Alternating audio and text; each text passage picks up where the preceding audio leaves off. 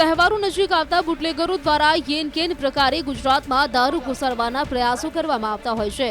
ત્યારે સુરત નજીકથી ચખામનારું દારૂની હેરાફેરીનો કિસ્સો પ્રકાશમાં આવ્યો। બાતમીના આધારે સુરત એલસીબી પોલીસે વોચ ગોઠવતા ઘલા પાટિયા નજીકથી પસાર થતી એક એમ્બ્યુલન્સમાંથી વિદેશી દારૂનો મોટો જથ્થો ઝડપી પાડ્યો હતો। ઉલ્લેખનીય છે કે એમ્બ્યુલન્સમાં બનાવવામાં આવેલા ચોરખાનામાં વિદેશી દારૂની 2000થી વધારે બોટલો સંતાડવામાં આવી હતી। ત્યારે સમગ્ર મામલે પોલીસે 5 લાખથી વધુની કિંમતની દારૂની બોટલ અને એમ્બ્યુલન્સ સહિત 10 લાખથી વધુનો મુદ્દામાલ જપ્ત કરી કાયદેસરની કાર્યવાહી હાથ ધરી છે। કામરેજ પોલીસ સ્ટેશનની હદમાં ઘલા પાટિયા પાસે એક એમ્બ્યુલન્સ વાન ને રોકવામાં આવેલી અને બાતમી હકીકત એવી હતી કે એમ્બ્યુલન્સ વાનમાં અંગ્રેજી ઇંગ્લિશ દારૂનો જથ્થો ભરેલો છે।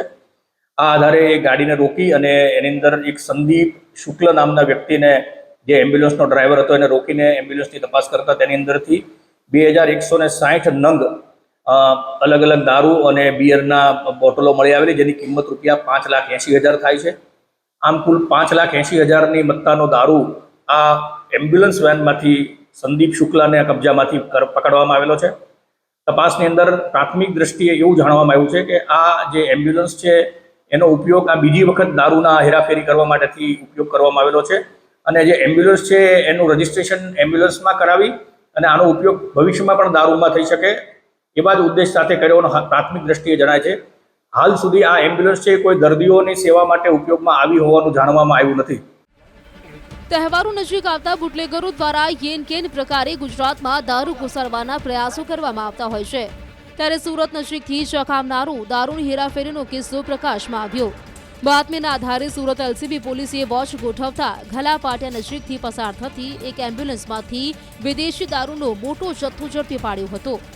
ઉલ્લેખનીય છે કે એમ્બ્યુલન્સમાં બનાવવામાં આવેલા ચોરખાનામાં વિદેશી દારૂની 2000થી વધારે બોટલો સંતાડવામાં આવી હતી। ત્યારે સમગ્ર મામલે પોલીસે 5 લાખથી વધુની કિંમતની દારૂની બોટલ અને એમ્બ્યુલન્સ સહિત 10 લાખથી વધુનો મુદ્દામાલ જપ્ત કરી કાયદેસરની કાર્યવાહી હાથ ધરી છે। કામરેજ પોલીસ સ્ટેશનની હદમાં ઘલા પાટિયા પાસે એક એમ્બ્યુલન્સ વાન ને રોકવામાં આવેલી અને બાતમી હકીકત એવી હતી કે એમ્બ્યુલન્સ વાનમાં અંગ્રેજી ઇંગ્લિશ દારૂનો જથ્થો ભરેલો છે। આ આધારે એ ગાડીને રોકી અને એની અંદર એક સંદીપ શુક્લ નામના વ્યક્તિને જે એમ્બ્યુલન્સનો ડ્રાઈવર હતો એને રોકીને એમ્બ્યુલન્સની તપાસ કરતા તેની અંદરથી 2160 નંગ અલગ અલગ દારૂ અને બિયરના બોટલો મળી આવેલી, જેની કિંમત રૂપિયા 5,80,000 થાય છે।